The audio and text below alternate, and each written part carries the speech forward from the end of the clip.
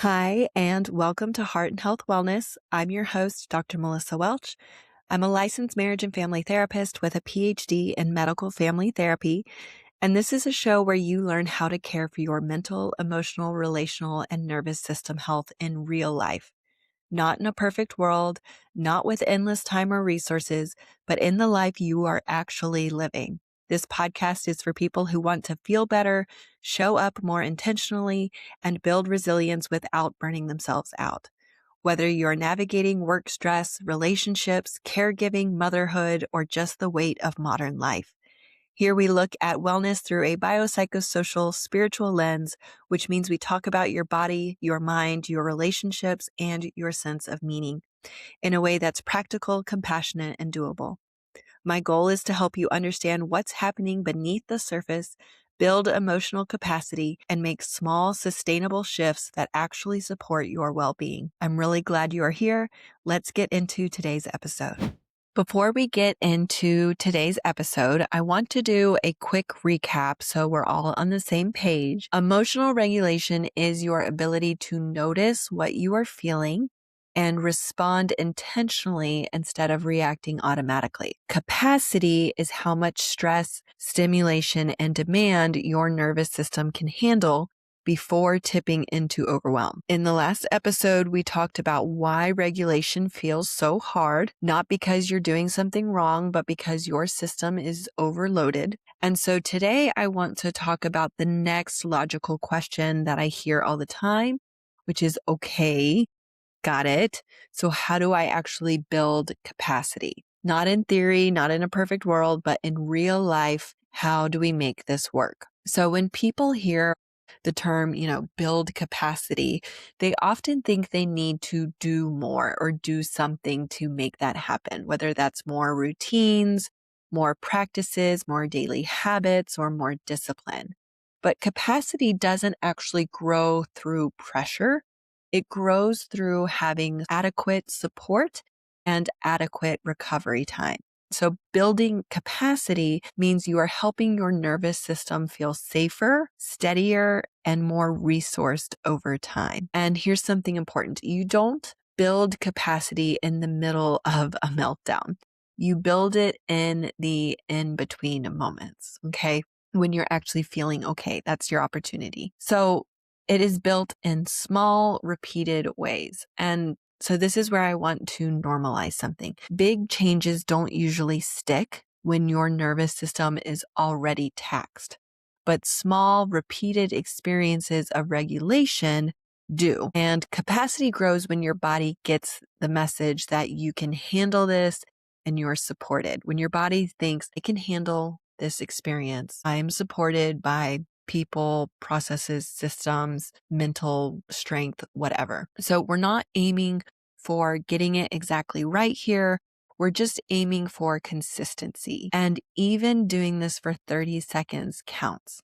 So again, I talk about this all the time, but I like to hammer it home as much as possible. You are not like on these big projects where you have to get it all right. It's just a matter of being aware of what needs to happen, actually putting it into practice, and then letting that build up over time.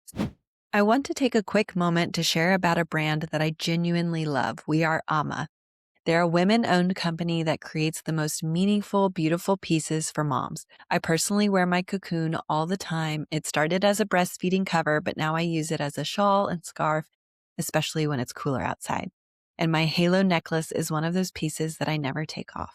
It's simple, meaningful, and feels really special. If you're looking for a thoughtful gift for a new mom or something just for you, you can save 15% with the code Melissa, MELISSA. I'll link everything in the show notes below.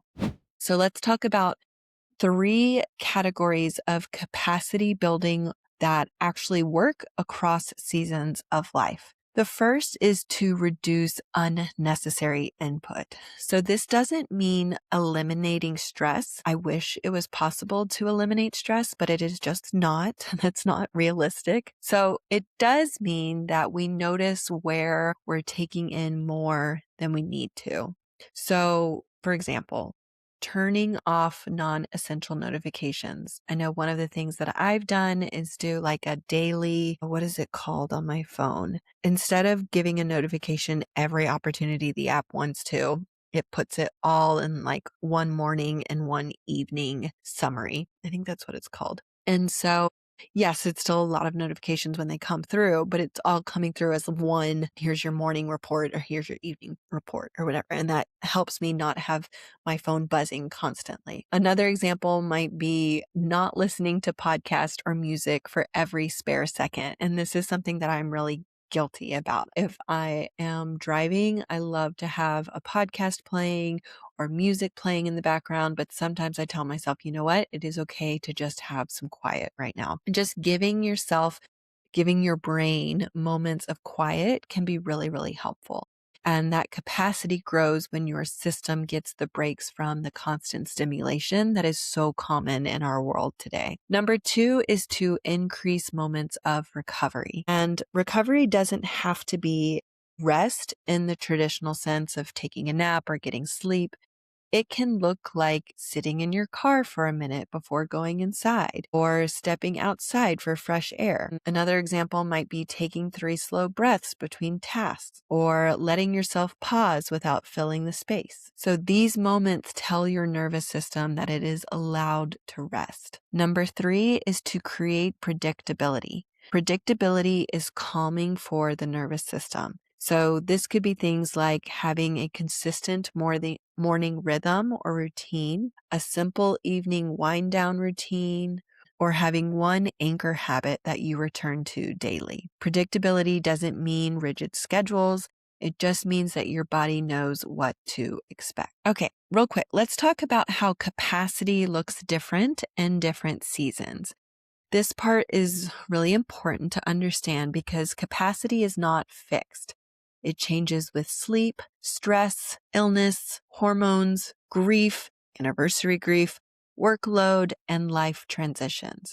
So if your capacity feels lower right now, that doesn't mean that you regressed for some reason or you forgot your skills or things got worse. It just means that you are human.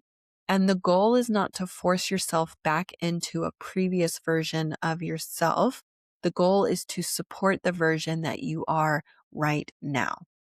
Okay. I want to close with a simple reflection. I want you to ask yourself, what would support my nervous system today? Not what would optimize it, not what would fix me, but what would help me feel supported? That question alone is going to help you build capacity. And if you can practice that on a regular basis, you are going to see changes add up over time. In the next episode, we're going to talk about what to do when regulation breaks down, when you snap, when you shut down, when you feel like all of the tools disappeared completely, because that is going to happen too. That is also part of being human, and it is okay. It doesn't mean that everything you've done stopped working. It just means that you need to hit the reset button. Okay, and that's what we'll talk about next week. Before we wrap up, I just want to say thank you for spending this time with me today. If today's episode was helpful, I'd love for you to follow or subscribe to the show so you don't miss future episodes. And if you have a moment, leaving a rating or review helps this podcast reach more people who could benefit from these conversations. You can also share this episode with a friend, coworker, or loved one, especially someone who might need a reminder to slow down, reflect, or take better care of themselves. You can find me on Instagram or TikTok at Heart and Health Wellness, where I share more tools, reflections, and behind the scenes moments. Thanks again for being here. Take care of yourself. And until next time, be well.